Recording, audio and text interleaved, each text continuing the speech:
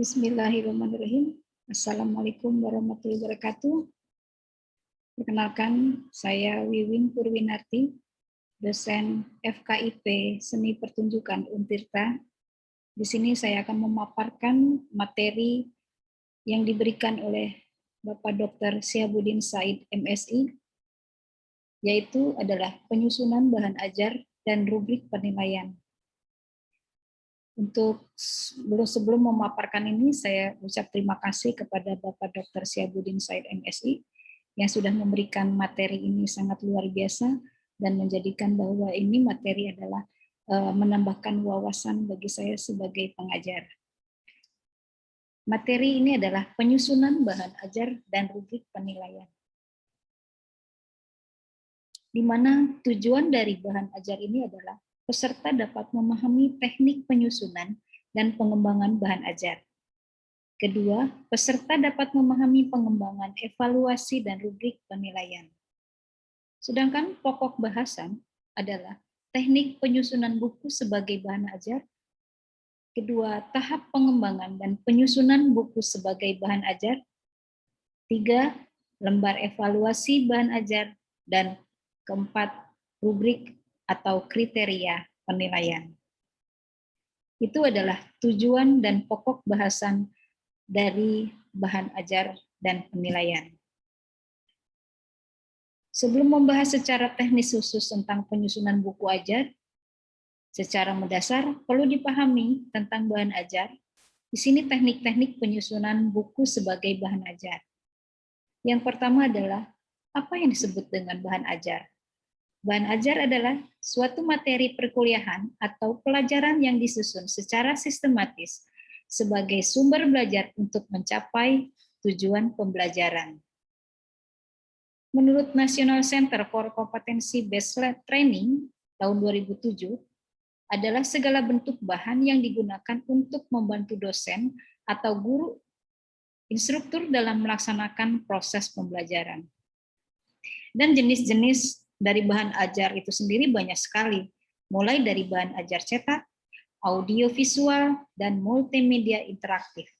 Pendidik dapat menggunakan proyektor, laptop, website, media sosial, dan banyak lain. Namun dari keempat jenis bahan tersebut, bahan ajar yang paling relatif mudah dibuat adalah bahan ajar cetak, yaitu adalah buku sebagai bahan ajar. Di mana fungsi bahan ajar itu dibedakan menjadi 3 macam. Ini menurut Prastowo dalam Lestari tahun 2011 halaman 25 dan 26, bahwa fungsi bahan ajar dalam mempelajari atau pembelajaran klasikal antara lain salah satunya sumber belajar serta pengawas dan pengendali proses pembelajaran atau peserta didik bersifat positif, bersifat pasif. Sebagai bahan pendukung proses pembelajaran yang diselenggarakan, dan fungsi kedua adalah fungsi bahan ajar dalam mempelajari individual antara lain sebagai media utama dalam proses pembelajaran, sebagai alat yang digunakan untuk menyusun dan mengawasi proses peserta didik dalam memperoleh informasi, dan sebagai penunjang media pembelajaran individual lainnya. Dan fungsi lainnya adalah fungsi bahan ajar dalam pembelajaran kelompok antara lain integrasi dengan proses belajar kelompok dengan cara memberikan informasi tentang latar belakang materi, informasi tentang peran orang-orang yang terlibat dalam pembelajaran kelompok, serta petunjuk tentang proses pembelajaran kelompoknya sendiri, atau sebagai bahan pendukung bahan belajar utama apabila dirancang sedemikian rupa, maka dapat meningkatkan motivasi belajar pendidik. Ini adalah fungsi dari bahan ajar. Jadi, fungsi bahan ajar ini dibedakan menjadi 3 macam. Ya. Yang berikutnya adalah karakter bahan ajar.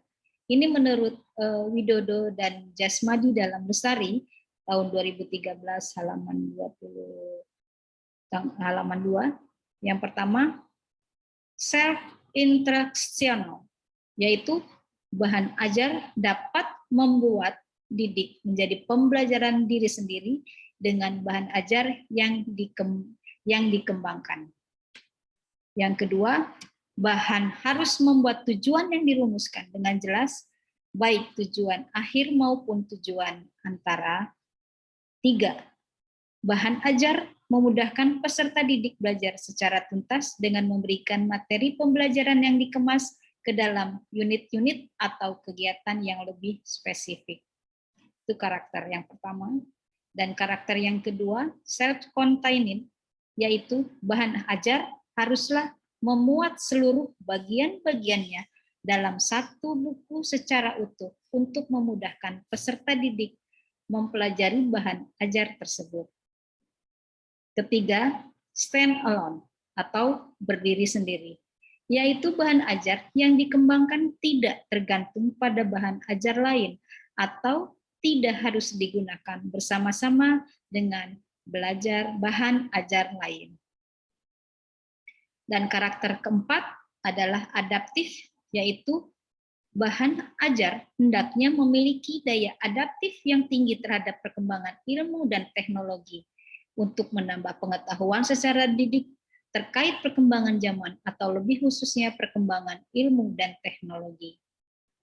Dan kelima, karakter yang kelima ini adalah user friendly, yaitu bahan ajar selayaknya hadir untuk memudahkan peserta didik untuk mendapatkan informasi dengan sejelas-jelasnya. Ini karakteristik bahan ajar menurut Widodo dan Jasmadi dalam Lestari. Jadi ada karakteristik bahan ajar ini ada 5, semuanya adalah yang pertama self-interaction, kedua self-contained, ketiga stand-alone, keempat adaptif, dan kelima adalah user-friendly.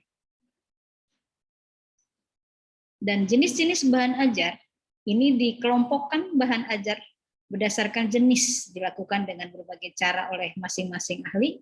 Menurut Heinig dan kawan-kawan tahun 1996, mengelompokkan 5 jenis bahan ajar berdasarkan cara kerja, yaitu bahan ajar yang tidak proyeksikan seperti foto, diagram, display, dan model.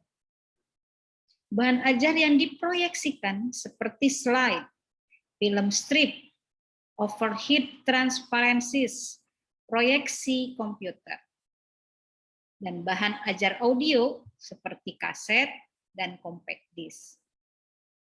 Bahan ajar video seperti video dan film. Bahan ajar atau media komputer, misalnya computer mediated interaction atau computer based multimedia atau hipermedia. Ini jenis-jenis bahan ajar. Dan menurut Ellington dan Rees tahun 97, pengelompokan jenis bahan ajar itu berdasarkan bentuknya ada 7, yaitu yang pertama adalah bahan ajar cetak dengan duplikatnya.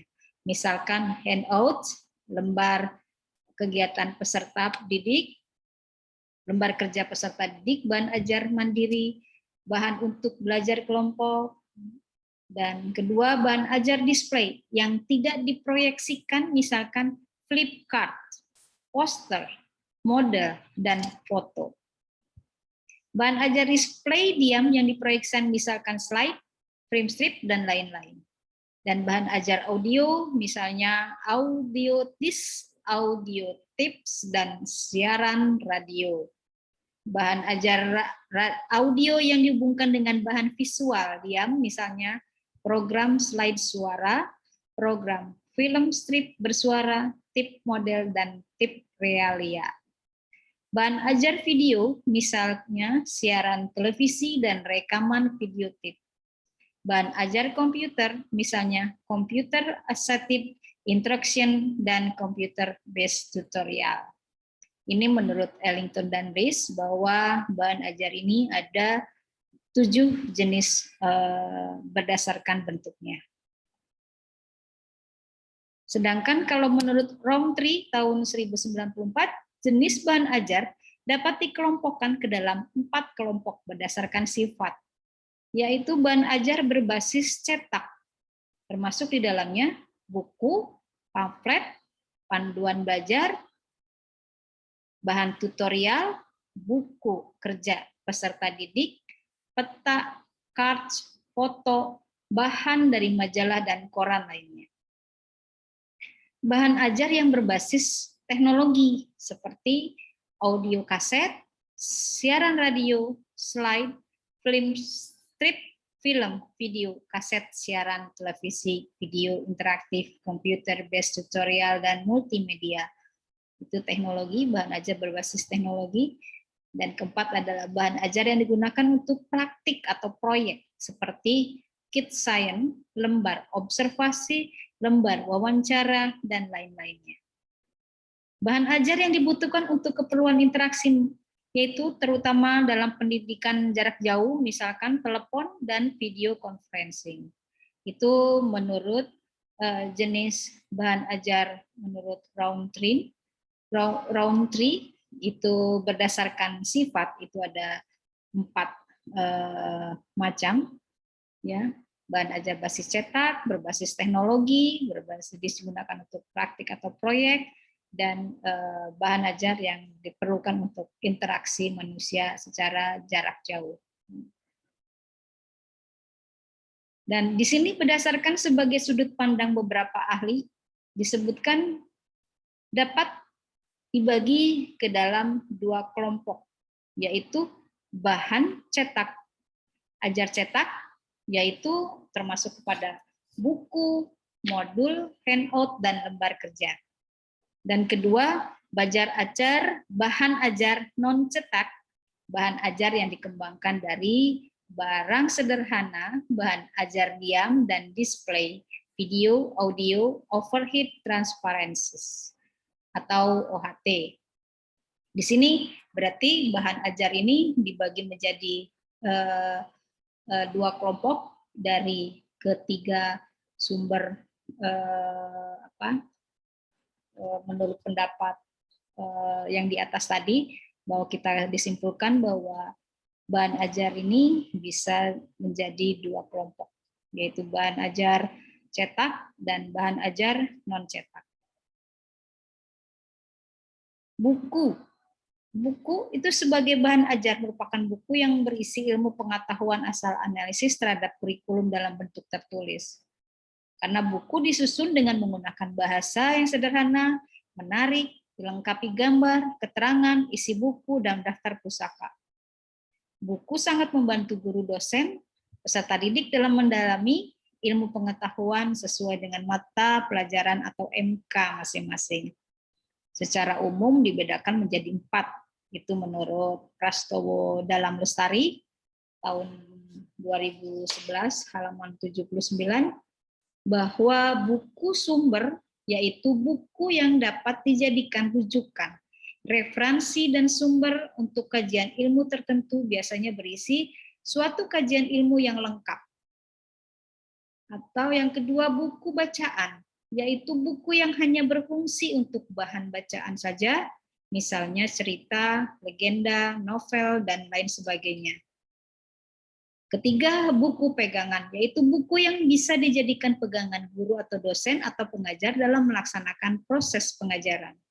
Keempat, buku ajar atau buku teks, yaitu buku yang disusun untuk proses pembelajaran dan berisi bahan-bahan untuk materi pembelajaran yang akan diajarkan.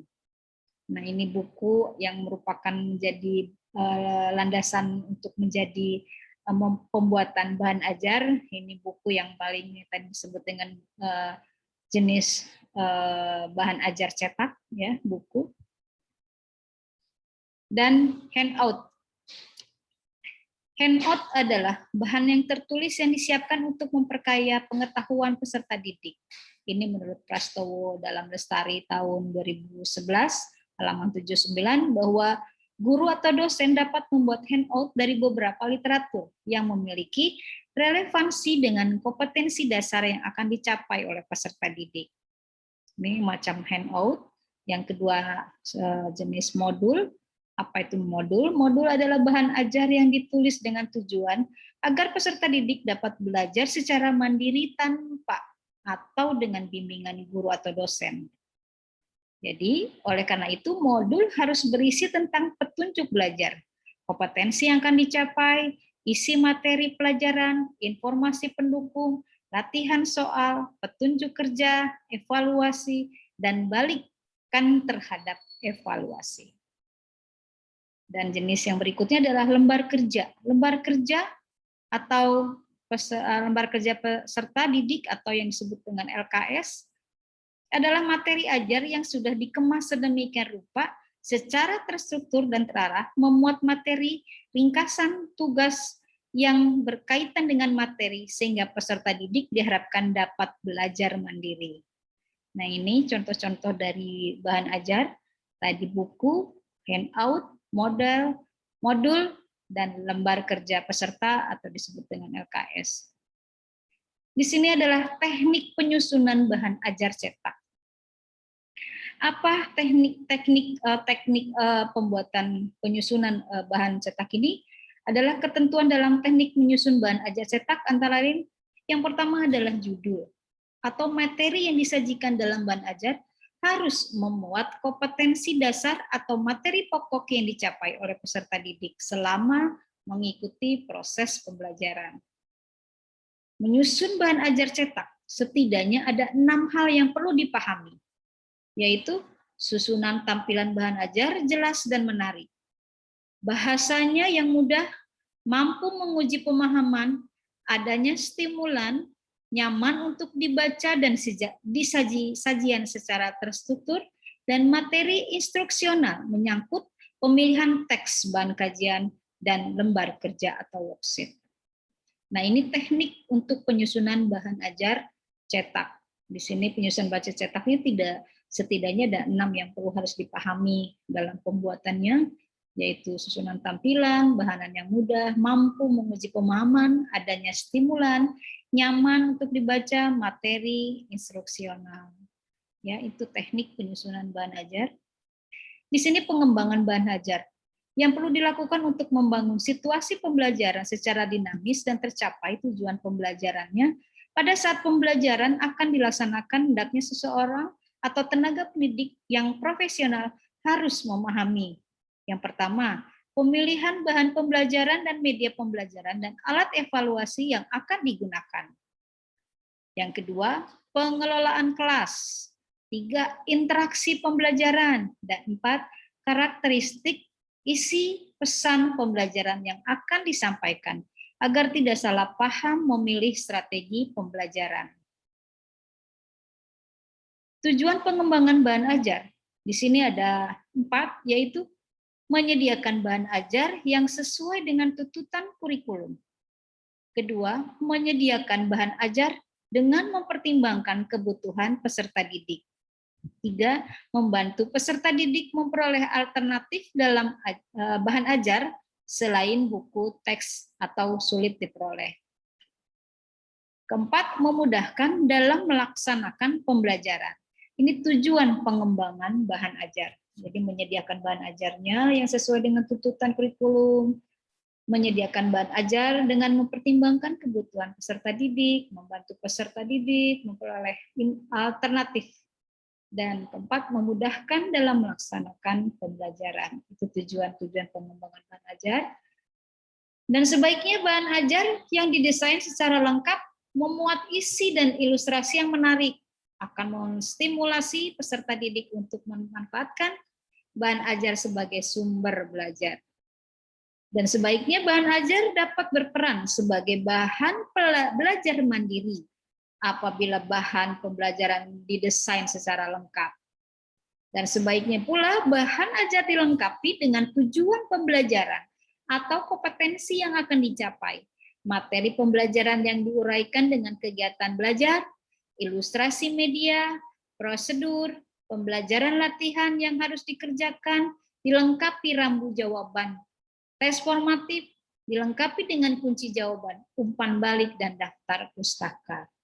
Itu bahan ajar, jadi sebaiknya ada 3 ini yang harus dilakukan, bahwa bahan ajar desain secara lengkap, bahan ajar dapat berperan sebagai bahan belajar mandiri, bahan ajar dilengkapi dengan tujuan pembelajaran.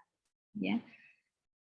Dan prinsip pengembangan bahan ajar ada relevansi, konsistensi, dan adekuasi. Relevansinya bahan ajar relevan dengan memiliki keterkaitan dengan pencapaian CP. Ya.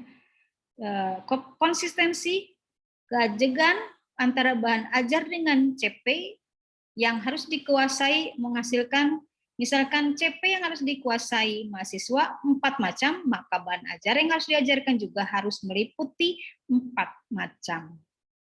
Adekuasi itu cukup memadai dalam membantu mahasiswa yang menguasai CP yang diajarkan. Bahan ajar tidak boleh terlalu sedikit dan tidak boleh terlalu banyak. Langkah pemilihan adalah mengidentifikasi CP yang menjadi acuan atau rujukan pemilihan bahan ajar. Ya. Mengidentifikasi jenis-jenis materi bahan ajar. Memilih bahan ajar yang relevan dengan CP yang telah teridentifikasi. Dan berikutnya adalah memilih sumber bahan ajar. Ini langkah-langkah untuk membuat bahan ajar, mengidentifikasi jenis materinya, memilih bahan ajar, dan memilih sumber bahan. Ya. Ini cakupan isi bahan ajar. Cakupan isi bahan ajar harus ada pengetahuan, keterampilan, dan nilai sikap. Apa yang disebut dengan pengetahuannya? Di sini adalah harus fakta, konsep, prinsip, dan prosedur. Itu pengetahuannya. Karena fakta ini mudah dilihat, menyebutkan nama, jumlah, dan bagian-bagiannya. Konsep itu ada misalkan definisi, identifikasi, klasifikasi, atau ciri-ciri khusus. Prinsip penerapan dalil hukum, dan prosedur ini adalah langkah-langkah mengerjakan sesuatu secara urut. Keterampilan, cakupan isi bahan ajar adanya keterampilan ini. Di dalam keterampilan ini, peserta didik kemampuan harus mengembangkan ide, memilih dan menggunakan bahan, menggunakan peralatan dan teknik kerja. Sikap di mana peserta didik harus menanamkan nilai kebersamaan, nilai kejujuran, nilai kasih sayang, tolong-menolong, semangat, dan minat belajar, semangat belajar, atau mau menerima pendapat orang lain. Di sini sikap. Jadi cakupan isi bahan ajar ini cukup ada kognitif, psikomotor, dan sikap. Ya. Di sini cakupan isi bahan ajar. Ruang lingkup. Ruang lingkup dari bahan ajar ini adalah keluasan atau menggambar beberapa banyak materi atau isi yang dimasukkan ke dalam suatu bahan pembelajaran. Yang ke dalam berarti seberapa detail konsep-konsep yang harus dipelajari dikuasai oleh mahasiswa. Itu ruang lingkupnya.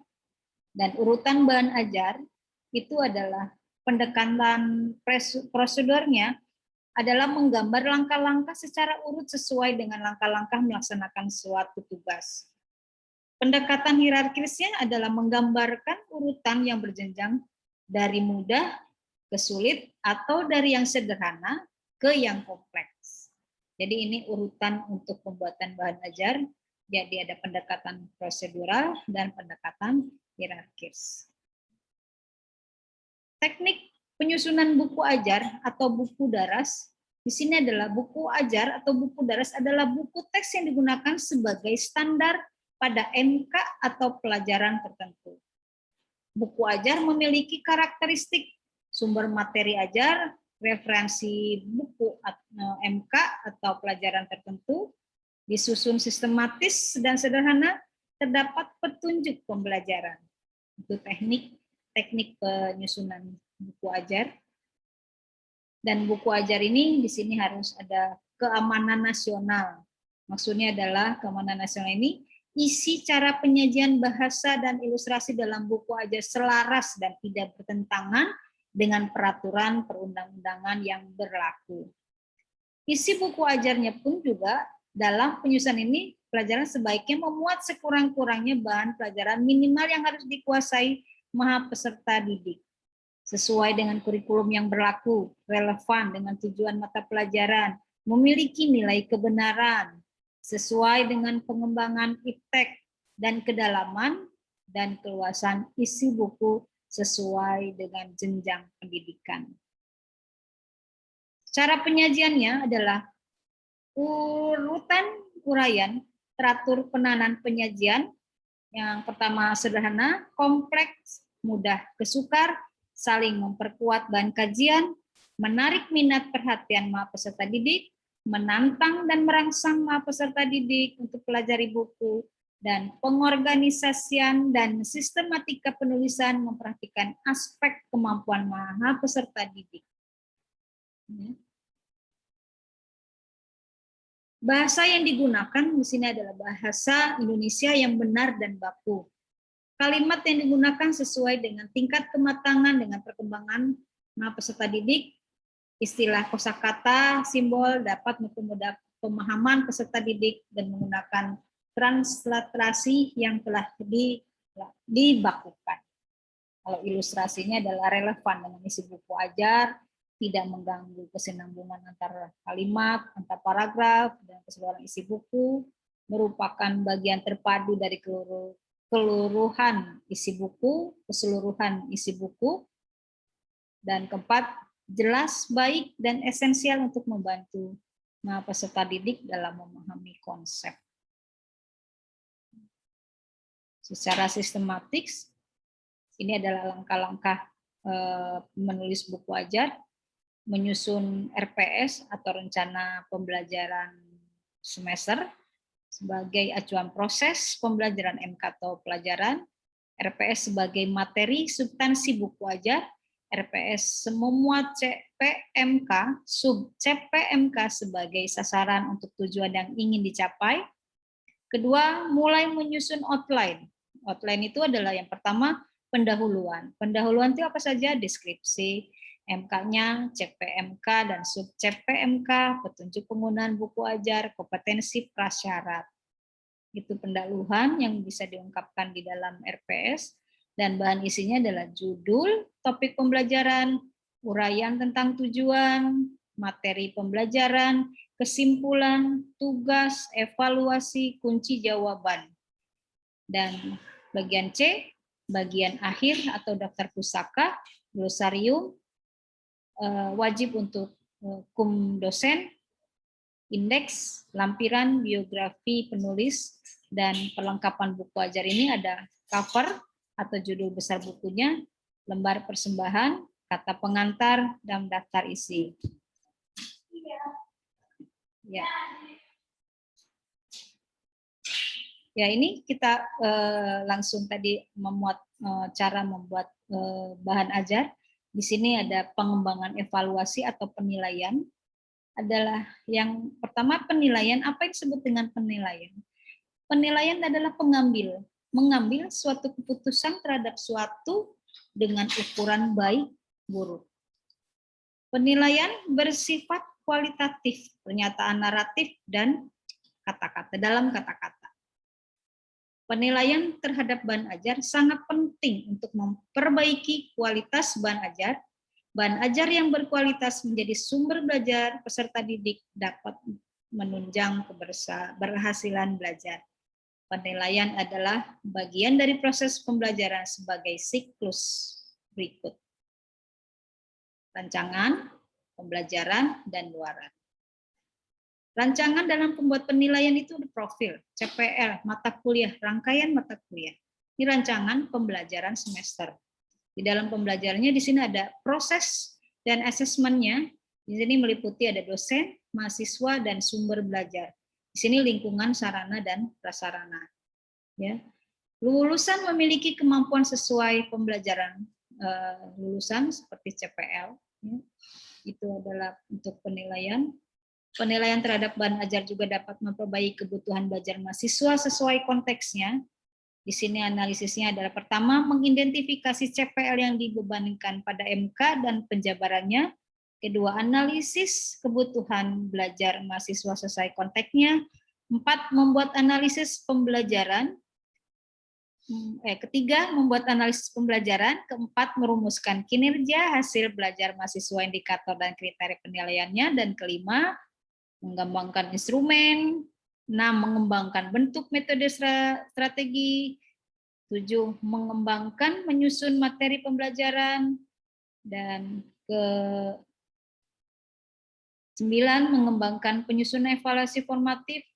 Dan 10, melakukan perbaikan. Dari semua sudah analisis, melakukan perbaikan. Dan terakhir adalah merancang dan menyusun evaluasi sumatif. Itu penilaian. Jadi yang langkah-langkah yang pertama mengidentifikasi, analisis, membuat kebutuhan belajar, membuat analisis pembelajaran, merumuskan, mengembangkan bentuk metode strateginya, mengembangkan penyusun materinya, dan mengembangkan menyusun evaluasi formatif dan melakukan perbaikan dengan hasil semua setelah mengembangkan evaluasi formatif, dan terakhir adalah merancang menyusun evaluasi sumatif. Beberapa aspek penting yang dinilai dari bahan ajar adalah materi, penyajian materi, keterbacaan, teks, wacana, dan gambar ilustrasi, dan kebahasaan. Materi isi yaitu bahan pembelajaran disajikan dalam buku ajar dengan sub aspek, yaitu kesesuaian materi dengan silabus yang akan dikembangkan. Itu harus memuat materi sesuai kompetensi dasar dan indikator. Memuat latihan yang sesuai dengan indikator dan atau tujuan. Pembelajaran yang tertuang dalam silabus. Membuat materi dengan fokus keterampilan berbahasa. Memuat kegiatan pembelajaran yang terkait dengan kebutuhan atau karakteristik siswa. Dan materi isi seleksi dan organisasi materi sesuai pemahaman pembelajaran. Memuat kosakata dan struktur yang frekuensi tinggi. Memuat kosakata dan struktur yang berkaitan dengan isi teks. Memuat kosakata dan struktur yang terkait dengan pengalaman pembelajaran. Memuat latihan yang diurutkan dari mudah ke sulit. Itu materi isi dari bahan pembelajaran untuk evaluasi penilaian. Dan penyajian, aspek penyajian ini dapat dijabarkan menjadi sub-aspek. Tujuan atau indikator penyajian pembelajaran nyatakan secara jelas, menyebutkan tujuan indikator pembelajaran pada setiap unit, mengarah pembelajaran dalam penguasaan keterampilan berbahasa, menyajikan butir ajar untuk pengembangan keterampilan berbahasa sejalan dengan kompetensi dasar dan indikator, menyajikan butir ajar atau materi dengan urutan mudah ke sulit. Penyajian bahan ajar secara terintegrasi dan sesuai dengan karakteristik pembelajaran. Penyajikan keterkaitan keterampilan berbahasa sekurang-kurangnya 2 keterampilan. Penyajian bahan ajar beranjak dari bahasa lisan pada kelas rendah dan berlanjut ke bahasa tulis dan kelas tinggi, pada kelas tinggi. Menyajikan unsur bahasa, lafal, ejaan, kosakata, struktur yang dihubungkan dengan keterampilan berbahasa. Menyajikan bahan ajar dari yang secara sistematik. Pembelajaran bahan ajar mendorong pembelajaran secara aktif dan kreatif. Menuntut aktivitas pembelajar untuk mendengar, berbicara, membaca, dan menulis pada tingkatannya. Mendorong pembelajaran untuk aktif berkomunikasi, mendorong pembelajaran kreatif berbahasa dengan menggunakan situasi konkret, mendorong pembelajaran mencurahkan waktu lebih banyak dalam mengerjakan latihan. Keterbacaan yaitu tingkat kemudahan bahasa. Bagi kelompok atau tingkat peserta didik, kata, yaitu memuat kosakata konkret, kosakata dekat pengetahuan, kosakata yang sering digunakan, kosakata yang sudah dilafalkan. Kalimat sederhana lebih banyak, kalimat deklaratif lebih banyak, memuat kalimat aktif lebih banyak, dan memuat kalimat afirmatif atau kalimat pernyataan positif yang lebih banyak. Paragraf dedukatif lebih banyak, paragraf yang struktur, paragraf yang menunjukkan hubungan makna kohesi lebih banyak, paragraf yang saling berhubungan dengan baik. Teks atau wacana, Di dalam teks wacana ini harus memuat wacana deskripsi yang lebih banyak. Mengandung wacana berbentuk prosedur. Mengandung wacana terstruktur yang baik. Mengandung wacana yang berkaitan dengan kebutuhan pembelajaran. Itu keterbacaan. Dan teks wacana gambar atau ilustrasi ini di sana di dalamnya harus terdapat isi teks atau wacana tidak mengarah kepada agama atau keyakinan tertentu. Isi teks wacana tidak mengarah kepada latar belakang suku tertentu. Isi teks wacana tidak mengarah kepada strata sosial tertentu. Isi teks atau wacana tidak mengarah kepada gender tertentu. Ini teks atau wacana dengan gambar ilustrasinya seperti ini. Dan kebahasannya yaitu sarana penyampaian dan penyajian bahan yang menjadikan ukuran kualitas bahan ajar, teks menggunakan tata bahasa yang tepat, instruksi jelas dan mudah dipahami. Instruksi menggunakan struktur yang tepat, latihan dikembangkan menggunakan tata bahasa yang baik dan benar secara bahasa. Teori penilaian dalam pengembangan bahan ajar. Dalam hal ini bahan ajar menurut Dick and Carey, ini tahun 1996 halaman 228 yang dinilai yang diperhatikan di sini adalah memperhatikan motivasi belajar yang diinginkan, kesesuaian materi yang diberikan, mengikuti suatu urutan yang benar, berisikan informasi yang dibutuhkan dan adanya latihan praktek dapat memberikan umpan balik. Tersedia teks sesuai materi yang diberikan. Itu tersedia teks yang sesuai materi itu tersedia petunjuknya. Tersedia petunjuk bagi peserta didik untuk tahap-tahap aktivitas yang dilakukan. Dan tersedia teksnya dapat diingat dan ditransfer. Itu teori penilaian dalam pengembangan bahan ajar. Menurut Haryanto tahun 2005 halaman 220-221 dalam penilaian bahan ajar, itu ada beberapa aspek yang terkandung di dalamnya, yaitu konsep, prinsip, fakta, proses, nilai, dan keterampilan. Di mana konsep suatu ide atau gagasan, suatu pengertian yang umum. Prinsip adalah suatu kebenaran dasar sebagai titik tolak untuk berpikir atau merupakan suatu petunjuk untuk berbuat atau melaksanakan sesuatu. Fakta, sesuatu yang terjadi atau yang telah dikerjakan, yang dialami mungkin berupa hal objek atau keadaan, bukan sesuatu yang diinginkan atau pendapat atau teori. Proses, serangkaian perubahan, gerakan-gerakan perkembangan. Nilai, suatu pola ukuran dan merupakan suatu tipe atau model keterampilan. Dan 6 adalah keterampilan adalah kemampuan berbuat sesuatu dengan baik. Itu menurut Haryanto di tahun 2005 halaman 220-221. Validasi kelayakan bahan ajar itu dikembangkan, dilakukan dengan cara uji coba, penilaian bahan ajar, dan uji terhadap capaian skor bagi hasil belajar. Proses evaluasi bahan ajar, yang pertama adalah komponen kelayakan isi, itu mencakup kesesuaian kompetensi, kesesuaian pengembangan anak, kesesuaian dengan kebutuhan bahan ajar, kebenaran substansi, manfaat untuk menambah wawasan, kesesuaian dengan nilai moral. Kedua, komponen kebahasan mencakup keterbacaan, kejelasan informasi, dan kesesuaian dengan kaidah bahasa Indonesia, dan pemanfaatan bahasa secara efektif. Ketiga, komponen penyajian mencakup kejelasan tujuan atau indikator yang ingin dicapai. Urutan sajian, pemberian motivasi daya tarik, dan interaksi, dan kelengkapan informasi. Komponen kegrafikan mencakup itu penggunaan font, jenis ukuran layout, tata letak, ilustrasi, gambar, foto, desain tampilan. Variabel dan evaluasinya itu ada. Idealnya evaluasi dilakukan untuk semua aspek yang menyangkut kualitas bahan ajar. Ada kalanya tidak dapat melakukan evaluasi lengkap karena alasan kebutuhan atau kendala lainnya. Maka terdapat beragam format alat bantu dalam evaluasi. Setiap format evaluasi memiliki fokus utama disesuaikan dengan alasan dilakukannya evaluasi dan memperhatikan media bahan ajar yang dievaluasi. Nah, ini contoh-contoh dari bahan ajar. seperti ini, bahwa variabel, indikator, hasil evaluasi. Ini contoh bahan ajar cetak. Dari tabel di atas kita dapat menganalisis penilaian. Setelah melakukan penilaian terhadap bahan ajar, maka kita lakukan analisis terhadap berbagai aspek yang perlu diperhatikan dalam mengembangkan bahan ajar.